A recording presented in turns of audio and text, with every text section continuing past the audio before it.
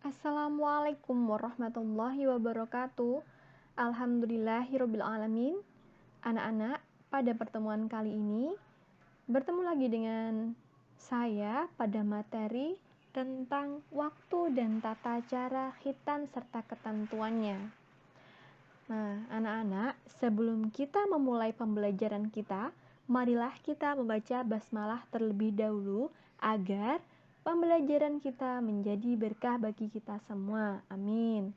Bismillahirrahmanirrahim. Hukum khitan. Anak-anak, khitan di sini dalam khasanah masyarakat Indonesia sering disebut dengan sunatan. Nah, itu kalau kita sering dengar namanya sunatan ya. Nah, ini ada beberapa pendapat tentang hukumnya khitan ini sesuai beberapa madhab ulama. Ini ada 3 ulama yang berpendapat tentang hukum khitan. Yang pertama, ini ada pendapat madhab Syafi'i. Nah, khitan menurut pendapat madhab Syafi'i ini hukumnya adalah sunnah, bukan wajib, namun merupakan suatu fitrah dan syiar Islam. Tuh, kesuciannya dan syiar atau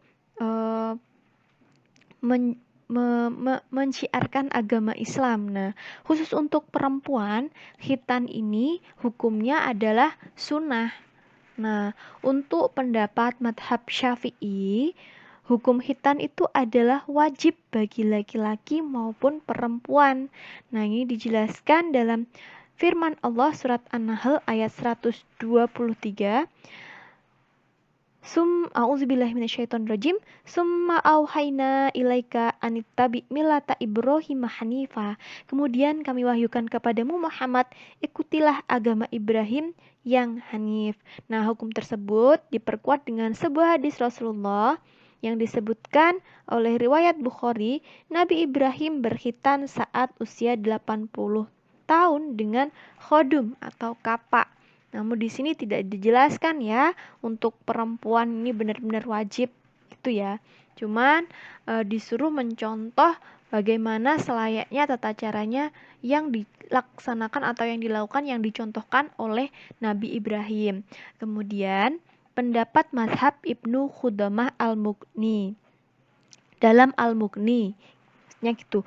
Nah, Ibnu Al-Khudamah dan Al-Mughni ini berpendapat bahwasanya khitan ini hukumnya wajib bagi laki-laki dan mulia bagi perempuan.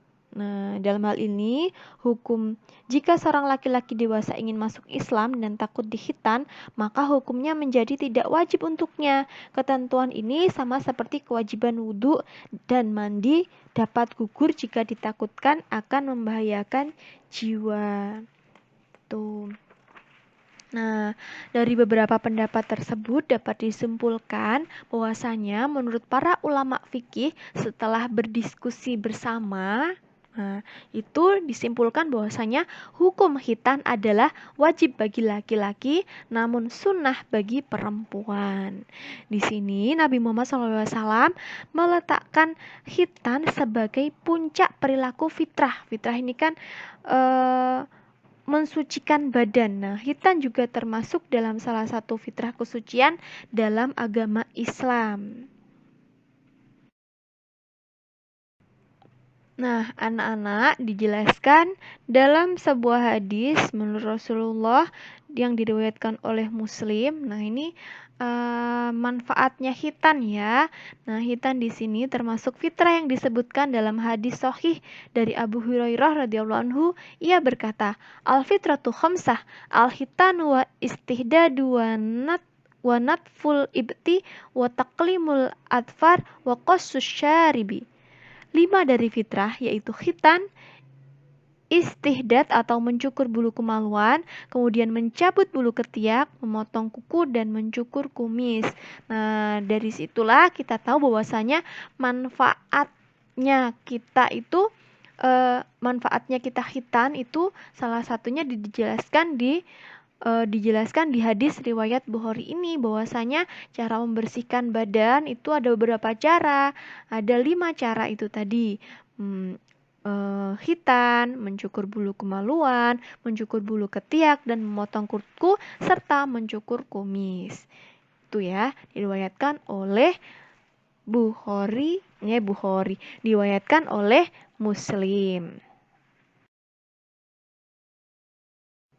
Nah, untuk hukum hitan dalam hadis riwayat Ahmad ini dijelaskan, anna Nabi sallallahu alaihi wasallam qala al-khitanu sunnah lirijal wa makramatul nisa. Artinya, Rasulullah sallallahu alaihi wasallam bersabda, hitan itu adalah ketetapan bagi laki-laki dan dimuliakan bagi perempuan. Tuh, jadi maknanya di sini adalah ketetapan di sini wajib dan sunnah bagi perempuan. Hadis riwayat Ahmad. Waktu pelaksanaan hitan. Nah, di sini anak-anak tidak ada penentuan khusus terhadap usia wajib maupun sunnahnya hitan itu dilaksanakan. Namun pernah disebutkan hitan yang dianggap baik adalah ketika umur 7 tahun. Nah, kita tahu bahwasanya sebelum kemarin itu yang pelajaran kemarin kita sudah bahas bahwasanya Nabi Ibrahim itu diminta oleh Allah untuk berkhitan ketika beliau berusia 80 tahun. Namun pada saat itu kan ceritanya seperti itu. Nah, kalau kita melihat dari ceritanya Nabi Ibrahim ya tidak bisa dianggap seperti itu. Nah, kita melihat ceritanya dari sudut pandang Nabi Muhammad. Ketika Nabi Muhammad kecil oleh oleh kakeknya Abdul Muthalib, beliau dihitan ketika beliau berusia 7 hari dari kelahirannya. Namun, seiring dengan perkembangan zaman, ini ada beberapa kebiasaan atau adat dari suatu daerah tersebut. Nah, di daerah Arab Barat Daya pada hari ke-7 kelahiran seorang bayi. Kalau di Mekah itu pada usia 3 sampai 7 tahun. Kalau di India itu pada usia 5 sampai 9 tahun. Kemudian di Afrika Utara 7 sampai 13 hari. Kemudian Mesir itu 5 sampai 6 tahun. Nah, di negara kita sendiri itu sekitar 7 sampai 10 tahun. Nah, anak-anak, cara-cara hitan. Hitan merupakan operasi kecil untuk membuka kulfah sehingga kepala kemaluan laki-laki berada dalam keadaan terbuka. Nah, hitan di sini pada anak laki-laki disebut juga dengan sirkumsisi. Tuh, hitan dapat dilakukan dengan dua cara, yaitu dengan cara tradisional dan yang kedua dengan cara modern. Kalau cara tradisional di sini dilaksanakan di daerah-daerah pedalaman. Hitannya itu dilaksanakan dengan peralatan dan obat seadanya. Kayak gitu ya. Jadi pakai pisau yang tajam kayak gitu. Itu kalau yang cara tradisional. Nah, anak-anak yang memakai cara ini biasanya masih merasakan sakit tuh karena pakai ini ya, pakai apa namanya, pisau yang tajam ya itu. Terus untuk yang apa namanya, yang zaman sekarang itu karena sudah maju ya, ini pakai peralatan bedah. Nah, biasanya itu dilakukan oleh dokter atau mantri. Nah, mereka itu menggunakan alat kesehatan yang bersih dan canggih. Nah, yang dihitan pun tidak merasakan sakit menggunakan alat kesehatan yang dilakukan ini dan bekasnya itu cepat sembuh. Nah, biasanya itu menggunakan dengan dipotong dengan gunting atau pisau bedah. Nah, ini sudah ada pisau dan gunting khususnya. Kemudian yang kedua ini menggunakan laser. Tuh. Hitan bagi laki-laki. Nah, bagi sebagian besar kebiasaan di Indonesia, hitan ini dilaksanakan pada umur 7 sampai 10 tahun. Nah, hitan ini dipandang sebagai salah satu yang efektif untuk memelihara kebersihan dan kesehatan manusia. Apabila seorang laki-laki sudah balik, maka dia sudah menjadi mukallaf atau orang yang memiliki beban. Nah, beban di sini yang dimaksud adalah beban kewajiban sholat dan ibadah-ibadah dalam agama Islam yang wajib lainnya. Nah, kemudian Syarat salat adalah suci dari kotoran. Untuk itu, apabila seseorang laki-laki tidak mau melaksanakan khitan, maka salatnya tidak sah. Khitan bagi perempuan. Nah, khitan bagi anak perempuan di sini berbeda dengan laki-laki ya. Khitan pada anak perempuan ini adalah memotong sebagian kecil bagian atas dari kelamin perempuan atau farji. Nah, hal ini tidak diwajibkan maupun disyariatkan dalam agama Islam.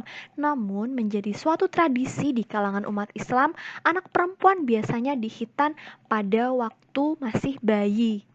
Seperti itu. Tapi tetap ya, tidak ada anjuran dari umat Islam yang mewajibkan bagi perempuan untuk berkhitan, kecuali madhab Syafi'i tadi ya. Tuh. Hikmah melaksanakan khitan. Nah, hikmahnya dari segi agama ini sebagai melatih ketaatan. Kemudian ketaatan kepada siapa? Ketaatan kita kepada Allah Subhanahu wa taala. Kemudian melatih kita untuk senantiasa hidup sehat dan bersih. Kemudian memudahkan membersihkan najis yang menempel pada kemaluan seorang. Nah, kemudian yang keempat, ini ada penghormatan bagi anak perempuan. Kemudian yang kelima, sebagai pembeda kaum muslim dengan pengikut agama lain. Nah, untuk dari segi kesehatan sendiri, ini yang pertama yaitu menjaga kebersihan, menghindari kanker prostrat. Nah, kanker prostrat ini adalah kanker kelenjar kecil di panggul pria yang merupakan bagian dari sistem reproduksi. Tuh.